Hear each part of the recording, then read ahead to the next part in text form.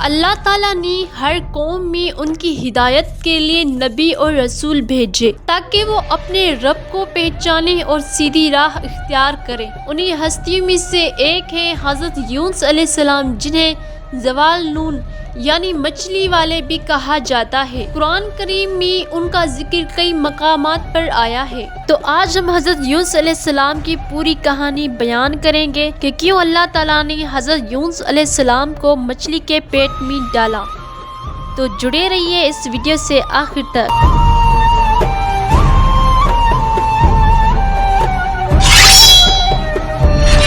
حضرت یونس علیہ السلام حضرت یعقوب علیہ السلام کی نسل سے تھے اور بنی اسرائیل کے نبی تھے۔ حضرت یونس علیہ السلام کو اللہ تعالیٰ نے موجود عراق کے علاقے نینوی کی طرف مبعوث فرمایا۔ نینوے اس وقت ایک عظیم شہر تھا جو دریائے دجلہ کے کنارے آباد تھا اور وہاں ہزاروں لوگ رہا کرتے تھے۔ یہ لوگ دنیا پرستی اور بت پرستی میں گم تھے۔ وہ اللہ کو چھوڑ کر پتھروں اور بتوں کی پوجا کیا کرتے تھے۔ وہ قوم ظلم، ناانصافی اور گناہوں میں ڈوبے ہوئے تھے۔ اللہ تعالیٰ نے حضرت یونس علیہ السلام کو حکم دیا کہ وہ اپنی قوم کو توحید اور ایمان کی طرف بلائیں۔ حضرت یونس علیہ السلام نے نہایت صبر اور ہمت کے ساتھ اپنی قوم کو اللہ کی عبادت کی دعوت دی۔ حضرت یونس علیہ السلام دن رات نرم لہجے اور سخت انداز میں اپنی قوم کو سمجھاتے رہے۔ اے میری قوم، اللہ ایک ہے، اس کو پکارو، اس سے ڈرو۔ یہ بت تمہارا کچھ نہیں بگاڑ سکتے اور نہ ہی فائدہ دے سکتے ہیں۔ لیکن ان کی قوم نے ان کی دعوت کو نہ مانا۔ وہ ہنستے، مذاق اڑاتے اور انکار کرتے رہے۔ کئی سال تک حضرت یونس علیہ السلام نے لگاتار پیغام دیا لیکن چند ہی لوگ ایمان لائے۔ جب قوم مسلسل انکار کرتی رہی تو حضرت یونس علیہ السلام نے بارگاہ الہی میں دعا کی کہ اے پروردگار، یہ لوگ ہدایت کو قبول نہیں کرتے، اب ان پر تیرا عذاب نازل ہو۔ اللہ تعالیٰ نے ان کی قوم کو مہلت دی لیکن ساتھ ہی حضرت یونس علیہ السلام کو وحی کے ذریعے اطلاع دی کہ اگر یہ لوگ ایمان نہ لائے تو ان پر عذاب نازل ہوگا۔ حضرت یونس علیہ السلام نے اپنی قوم کو عذاب سے خبردار کیا اور کہا اگر تم نے ایمان نہ لایا تو 3 دن کے بعد تم پر عذاب آ جائے گا۔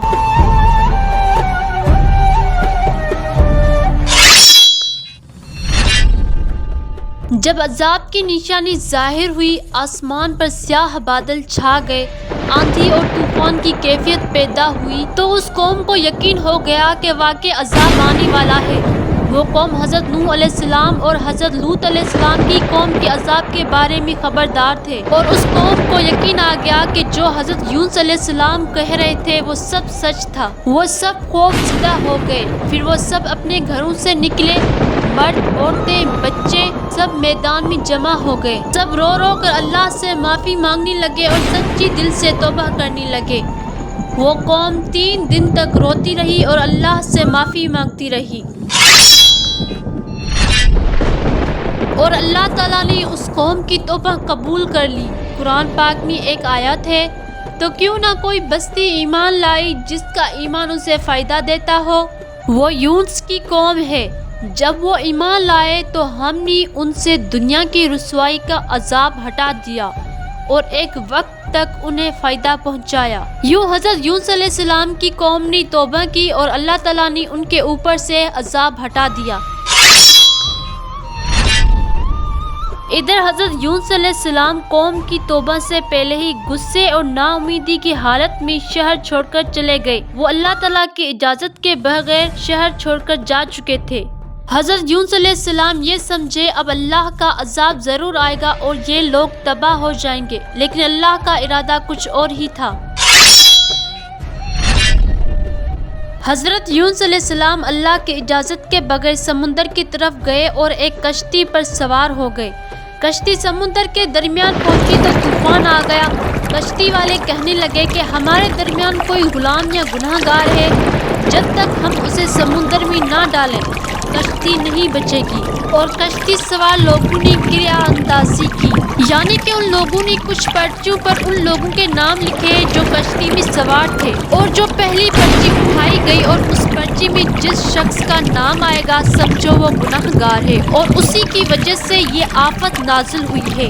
جب پہلی پرچی نکالی گئی تو اس میں حضرت یونس علیہ السلام کا نام آیا۔ لوگوں نے کہا حضرت یونس علیہ السلام تو بڑے نیک آدمی ہیں۔ انہوں نے دوبارہ پرچی نکالی، لیکن دوسری بار بھی حضرت یونس علیہ السلام کا نام آیا۔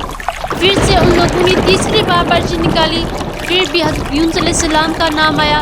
ایسے کرتے کرتے انہوں نے کئی پرچیاں نکالی، لیکن بار بار حضرت یونس علیہ السلام کا نام ہی آ رہا تھا۔ آخرکار کشتی کے لوگوں نے تنگ آ کر حضرت یونس علیہ السلام کو سمندر میں ڈال دیا۔ جیسے ہی حضرت یونس علیہ السلام کو سمندر میں ڈالا گیا تو اللہ تعالیٰ نے ایک بہت بڑی مچھلی کو حکم دیا کہ حضرت یونس علیہ السلام کو زندہ نگل لے۔ مچھلی نے حضرت یونس علیہ السلام کو پورا نگل لیا۔ اس مچھلی نے اللہ تعالیٰ کے حکم سے حضرت یونس علیہ السلام کے جسم کو کوئی نقصان نہیں پہنچایا۔ اب حضرت یونس علیہ السلام اندھیروں میں تھے، سمندر کا اندھیرا، رات کا اندھیرا، مچھلی کے پیٹ کا اندھیرا، مچھلی کے پیٹ میں سانس لینا مشکل۔ اور قرآن پاک میں اللہ تعالیٰ ارشاد فرماتے ہیں، اور یاد کرو زوال نون کو جب وہ غصے میں جا چلے گئے اور سمجھے کہ ہم ان پر کوئی تنگی نہ کریں گے، پھر انہوں نے اندھیروں میں پکارا لا الہ الا انت سبحانک انی کنت من الظالمین۔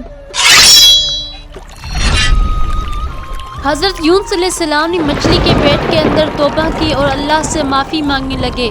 پھر انہوں نے یہ دعا پڑھی لا الہ الا انت سبحانک انی کنت من الظالمین، اور حضرت یونس علیہ السلام مچھلی کے پیٹ میں یہ دعا بار بار دہراتے رہے۔ حضرت یونس علیہ السلام مسلسل اللہ سے معافی مانگتے رہے اور یہ دعا دہراتے رہے۔ اللہ تعالیٰ کو ان کا یہ عاجزانہ کلمہ پسند آیا۔ قرآن پاک میں ارشاد ہے، بس ہم نے ان کی دعا قبول کر لی اور انہیں غم سے نجات دی، اور اسی طرح ہم مومنوں کو نجات دیا کرتے ہیں۔ اللہ تعالیٰ نے مچھلی کو حکم دیا کہ حضرت یونس علیہ السلام کو کنارے پہ ڈال دے۔ حضرت یونس علیہ السلام بیمار اور کمزور حالت میں کنارے پر آئے۔